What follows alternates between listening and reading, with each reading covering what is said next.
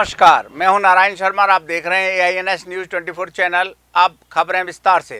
छत्तीसगढ़ विधानसभा के बजट सत्र के पहले दिन नए राज्यपाल के अभिभाषण के दौरान विपक्षी दल ने टीका टिप्पणी की। इसके चलते अगले दिन के लिए सदन की कार्यवाही को स्थगित कर दिया गया। विधानसभा में कृषि मंत्री रविंद्र चौबे ने कहा कि राज्यपाल के अभिभाषण के भाषण में छत्तीसगढ़ के विकास का प्रतिबिंब दिखाई दिया। छत्तीसगढ़ विधानसभा के बजट सत्र की शुरुआत नए राज्यपाल के अभिभाषण से हुई, लेकिन अभिभाषण के दौरान विपक्ष द्वारा टीका टिप्पणियों के चलते सदन को अगले दिन के लिए स्थगित कर दिया गया। सत्र के पहले दिन विधानसभा के सदस्यों ने राज्यपाल का विधानसभा में अभिवादन किया। इस दौरान मंत्रियों के लिए बनाए गए नवनिर्मित कक्ष का लोकार्पण अध्यक्ष चरणदास महंत ने किया। इस दौरान उनके साथ मुख्यमंत्री भूपेश बघेल, गृह मंत्री ताम्रध्वज साहू और स्वास्थ्य मंत्री TS सिंहदेव भी उपस्थित थे। संसदीय एवं कृषि मंत्री रविंद्र चौबे ने कहा कि राज्यपाल के अभिभाषण में छत्तीसगढ़ के विकास का प्रतिबिंब दिखाई दिया कि महामहिम राज्यपाल महोदय के द्वारा अभिभाषण से बजट सत्र की शुरुआत होती है और हमारा सौभाग्य है कि आज हमारे आदरणीय महामहिम जी के द्वारा छत्तीसगढ़ विधानसभा में बजट सत्र की शुरुआत हुई। महामहिम के अभिभाषण में छत्तीसगढ़ के आने वाले विकास का प्रतिबिंब दूर से दिखाई दे रहा है।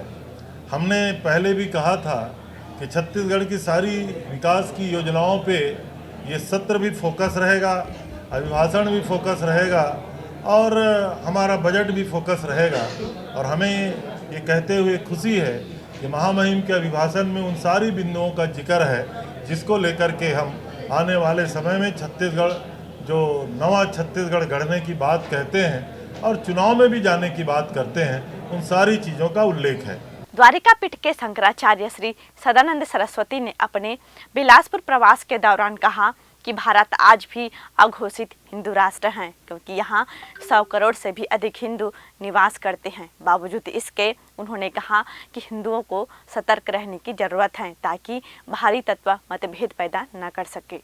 द्वारिका पीठ के शंकराचार्य श्री सदानंद सरस्वती ने बिलासपुर में कहा कि भारत आज भी अघोषित हिंदू राष्ट्र है, क्योंकि यहाँ हिंदुओं की संख्या 100 करोड़ से भी अधिक है।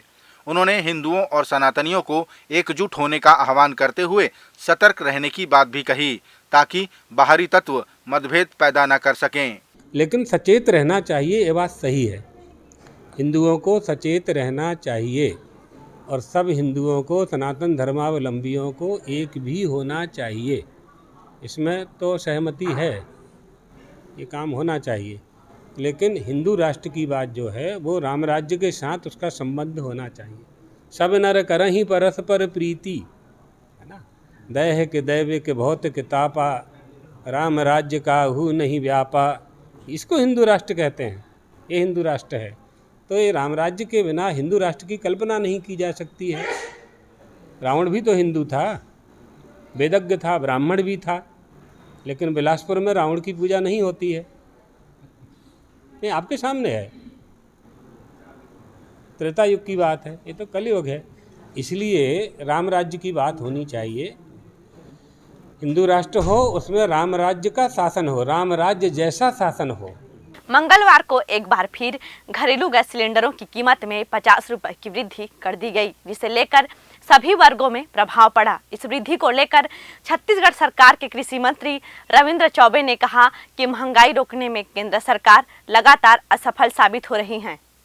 उन्होंने अपनी सरकार के बजट के बारे में कहा कि उनका बजट पहले की अपेक्षा काफी बड़ा होगा और उसमें नई नई योजनाओं का समावेश भी होगा।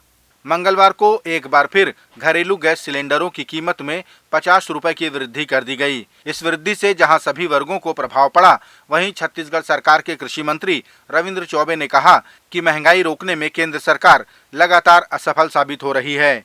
उन्होंने अपनी सरकार के बजट को लेकर कहा कि इस बार का बजट पहले की अपेक्षा बड़ा होगा, जिसमें नई नई योजनाओं का समावेश नजर आने वाला है। केंद्र सरकार महंगाई रोकने में असफल है। लगातार पेट्रोलियम पदार्थों की कीमतें बढ़ रही हैं। डीजल, पेट्रोल और रसोई गैस और ईंधन के जितने भी उपयोग में आने वाले मिट्टी तेल अब 100 रुपया जा रहा है। कौन प्रश्न पूछे केंद्र सरकार से? मैं ऐसा समझता हूँ कि केंद्र सरकार महंगाई को रोकने में असफल है। और जहाँ तक राज्य के बजट का सवाल है, हमारी बजट का जो साइज है, हमेशा जितना बजट रहता था उससे बड़ा बजट होगा। छत्तीसगढ़ के हितों के लिए हम बहुत सारी योजनाएं ला रहे हैं और उसको क्रियान्वयन करने की दिशा में बजट में प्रावधानित किया जाएगा और 2 दिन बाद जब बजट पेश होगा तो आपको वो परिलक्षित होगा। छत्तीसगढ़ जनता कांग्रेस और बस्तर अधिकार मुक्ति मोर्चा ने साथ मिलकर जगदलपुर कलेक्ट्रेट का घेराव किया। जन मुद्दों को लेकर जनता कांग्रेस छत्तीसगढ़ के प्रदेश अध्यक्ष अमित जोगी के नेतृत्व में बड़ी संख्या में कार्यकर्ताओं ने प्रदर्शन किया। इस दौरान अमित जोगी ने बस्तर में नक्सलवाद से बड़ी समस्या धार्मिक उन्माद को बताया, जिसमें उन्होंने राज्य सरकार को विफल कहा। जनता कांग्रेस छत्तीसगढ़ और बस्तर अधिकार मुक्ति मोर्चा के संयुक्त तत्वावधान में जन मुद्दों को लेकर जगदलपुर कलेक्ट्रेट का घेराव किया गया। इस दौरान कार्यकर्ताओं ने बड़ी संख्या में उपस्थित होकर प्रदर्शन किया। जनता कांग्रेस के प्रदेश अध्यक्ष अमित जोगी ने कहा कि बस्तर में नक्सलवाद के बाद अब धार्मिक उन्माद के जरिए उत्तर प्रदेश और गुजरात जैसी स्थिति पैदा करने की कोशिश की जा रही है, जिसे रोकने में कांग्रेस सरकार भी असफल है, लेकिन बस्तरवासी सचेत हैं। धर्म के नाम पर बस्तर को बांटने का प्रयास किया जा रहा है, इसमें कोई संदेह नहीं होगा कि इसके पीछे बीजेपी और आरएसएस का हाथ है। और बहुत दुख की बात है कि यहाँ पे सरकार कांग्रेस की है। उनको ठोस कदम उठाने थे, लेकिन जहाँ एक तरफ भाजपा बारूद बिछाने का, चिंगारी लगाने का काम कर रही है, वहीं कांग्रेस पार्टी मूक दर्शक बन के इस आग को हवा देने का काम कर रही है। जो अपेक्षाएं कांग्रेस पार्टी से की जा सकती है, उसकी विचारधारा से की जा सकती है कि धर्मनिरपेक्ष होके वो हर वर्ग को संवैधानिक संरक्षण देगा, वैसा कुछ भी नहीं हो रहा है बस्तर में। ये जो स्थिति उत्पन्न हुई है, मुझे लगता है कि नक्सलवाद से एक ज़्यादा भयानक स्थिति यहाँ पर धार्मिक उन्माद फैला के पैदा करने की साजिश रची जा रही है। लेकिन बस्तरवासी बहुत सचेत है, बहुत जागरूक है। हजारों साल से यहाँ विभिन्न जाति के लोग, धर्म के लोग एक साथ रहते हैं। सबकी आस्था बस्तर के प्रति है। इसलिए बीजेपी का ये जो एक्सपेरिमेंट है, कम्युनल एक्सपेरिमेंट, बस्तर को गुजरात और उत्तर प्रदेश के बाद अपना सांप्रदायिकता का एक पेट्री डिश बनाने का ये जो एक्सपेरिमेंट है, वो पूरी तरह विफल हुआ। विधानसभा के बजट सत्र के पहले दिन राज्यपाल के अभिभाषण के दौरान विपक्ष पर टीका टिप्पणी करने का आरोप लगा। आरोप पर बोलते हुए पूर्व मंत्री व भाजपा विधायक ब्रजमोहन अग्रवाल ने कहा कि सत्ता पक्ष राज्यपाल के पद और अधिकारों को चैलेंज कर रहा है और अपने फायदे के लिए राज्यपाल का उपयोग कर रहा है। छत्तीसगढ़ विधानसभा के बजट सत्र के पहले दिन राज्यपाल द्वारा दिए जा रहे भाषण के दौरान विपक्ष ने टिप्पणियां की।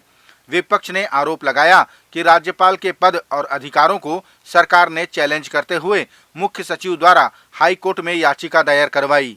पूर्व मंत्री ब्रजमोहन अग्रवाल ने कहा कि ऐसा देश में पहली बार हुआ होगा जब कोई सरकार अपने फायदे के लिए राज्यपाल का उपयोग करना चाह रही है। देखिए, शायद देश के इतिहास में ये पहली बार होगा कि राज्यपाल के पद को, उनके अधिकारों को चैलेंज करते हुए और राज्य का चीफ सेक्रेटरी हाई कोर्ट में कोई याचिका दायर करे। राज्यपाल के पद पर अगर सरकार को विश्वास नहीं है तो फिर अपना अभिभाषण कैबिनेट से पास करवाकर उसको राज्यपाल से पढ़वाना, ये कौन सी संवैधानिक परंपरा है? जब आप राज्यपाल जी के विरुद्ध में हाई कोर्ट में जाते हैं, चीफ सेक्रेटरी याचिका दायर करता है और उन्हीं राज्यपाल से सरकार का भाषण पढ़वाते हैं, तो ये सरकार तो दोमुही सरकार है। अपने फायदे के लिए उपयोग करना चाहती है और जहां संवैधानिक संस्थाओं को, संविधान का सम्मान करते हैं, वहां पर उनके खिलाफ में हाई कोर्ट में जाती है। तो मुझे लगता है कि ये देश में पहली बार है कि किसी राज्यपाल के विरुद्ध में, उनके अधिकारों के विरुद्ध में कोई राज्य सरकार पब्लिक एक्सचेकर से वकीलों को फीस देकर और हाई कोर्ट में जाए। और ये भी बड़ा दुर्भाग्यजनक है कि जब ये कॉन्स्टिट्यूशनल बॉडी है, लेजिस्लेशन असेंबली है, और जब लेजिस्लेशन से जुड़े हुए इस प्रकार के गंभीर मुद्दों को हम विधानसभा में उठाते हैं तो विधानसभा अध्यक्ष जी उसको सुनने के लिए तैयार नहीं है। ये और दुर्भाग्यजनक है। बुधवार को 12वीं की परीक्षा का पहला प्रश्न पत्र संपन्न हुआ। परीक्षा देने पहुंचे परीक्षार्थियों ने बाहर निकलते हुए खुशी जाहिर की और कहा कि प्रश्न पत्र काफी सरल आया था, जिसे उन्होंने बड़ी आसानी से हल कर दिया। बुधवार को 12वीं की परीक्षा का पहला पेपर संपन्न हुआ। प्रश्न पत्र में सरल प्रश्नों को आया देख परीक्षार्थी काफी खुश नजर आए। परीक्षा हॉल से विद्यार्थी हंसते हुए बाहर आए। उन्होंने बताया कि काफी सरल प्रश्न पत्र आया था, जिसे उन्होंने बड़ी आसानी से हल कर दिया। हिंदी का पेपर था, बहुत अच्छा गया। सब्जेक्ट में से आए थे कि? हाँ, पूरा कोर्स से आया था। पूर्व मंत्री व भाजपा नेता अजय चंद्राकर ने सरकार पर आरोप लगाया कि सरकार द्वारा संवैधानिक संस्थाओं और पदों का अपमान करना उनका नैतिक दायित्व बन गया है। उन्होंने कहा कि हमने राज्यपाल के अभिभाषण पर टीका टिप्पणी नहीं की, बल्कि सरकार की नीयत पर प्रश्न चिन्ह लगाया है। विधानसभा के बजट सत्र के दौरान राज्यपाल के अभिभाषण पर विपक्ष द्वारा टोका टिप्पणी के आरोप पर बोलते हुए पूर्व मंत्री व विधायक अजय चंद्राकर ने कहा कि हमने सरकार की नीयत पर प्रश्न चिन्ह उठाया है। उन्होंने कहा कि संवैधानिक संस्थाओं और पदों का अपमान करना मुख्यमंत्री और सरकार का नैतिक दायित्व बन चुका है। नहीं, हम लोगों ने टोका नहीं, हम तो सरकार की नीयत पर प्रश्न चिन्ह उठा रहे हैं। जो गवर्नर महोदय के सचिव के खिलाफ, भारत यूनियन के खिलाफ कोर्ट में गए हैं, 2 बार कपिल सिब्बल जी स्पेशल फ्लाइट से आए हैं, बहस में गवर्नर के खिलाफ टिप्पणी की गई है। आप नकल निकलवा के देख सकते हैं। जब गवर्नर के अधिकार और दायित्व में कोर्ट पर बहस हो रही है, संवैधानिक संस्थाओं में भूपेश बघेल की सरकार को भरोसा नहीं है, तो उसको यह औपचारिकता करवाने की क्या जरूरत है? एक मुहैया वकील मुहैया नहीं करवा रहे हैं। मुख्यमंत्री स्तर का आदमी एक विधानसभा के उप सचिव, विधि सचिव के स्तर के आदमी के ऊपर व्यक्तिगत आरोप लगाता है। इतनी दयनीय स्थिति, राजनीति की स्थिति, खराब स्थिति छत्तीसगढ़ में कभी नहीं बनी। और वही हाल वो विधानसभा का कर रहे हैं कि हम लोगों को निलंबित करवा के बैकडोर से उपाध्यक्ष की चुनाव करवा लिए पिछली बार। तो जितनी संवैधानिक संस्थाएं हैं उसका अपमान करना कांग्रेस का, भूपेश बघेल जी का नैतिक दायित्व बन गया है। राजधानी रायपुर के बीटीआई ग्राउंड शंकर नगर में महिला मड़ई का आयोजन किया जा रहा है। 6 दिनों तक चलने वाले इस मड़ई में 33 जिलों की महिला स्व सहायता समूह ने लगभग 66 स्टॉल लगाए हैं। मड़ई के उद्घाटन कार्यक्रम में महिला बाल विकास मंत्री अनिला भेड़िया ने सभी स्टॉलों का निरीक्षण किया और महिलाओं के कार्यों की सराहना की।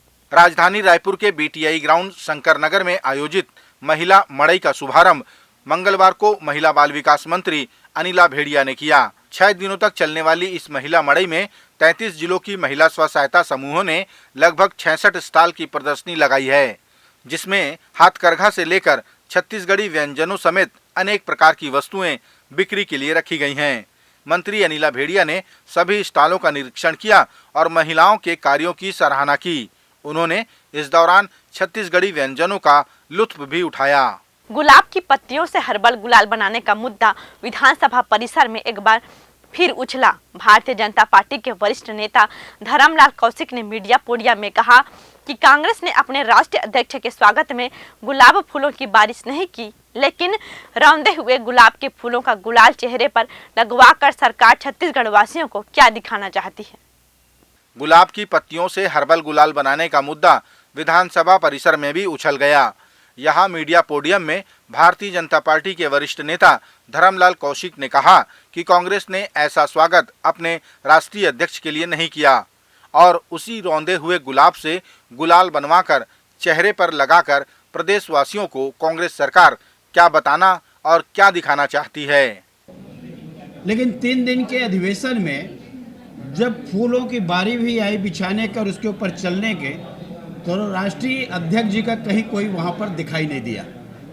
और आज ये बात जो हो रही है कि जो कुचला गया है, जो रौंदा गया है और रौंदने के बाद में उसके होली के गुलाल बनाएंगे, मतलब आप मुझे कहने में भी खराब लग रहा है कि जिसके एड़ी से रौंदा गया उसको गुलाल लगा करके सबके चेहरे पे आप लगाना चाहते हैं और छत्तीसगढ़ की जनता को आप क्या दिखाना चाहते हैं। ये थे आज के प्रमुख समाचार। आप देख रहे थे AINS न्यूज़ 24 यूट्यूब चैनल। कल फिर मिलेंगे ताज़ा तरीन समाचारों के साथ। तब तक रोजाना की ताज़ा खबरों के लिए आप हमारे लोकप्रिय यूट्यूब चैनल AINS न्यूज़ 24 को सब्सक्राइब, लाइक और शेयर करना ना भूलें।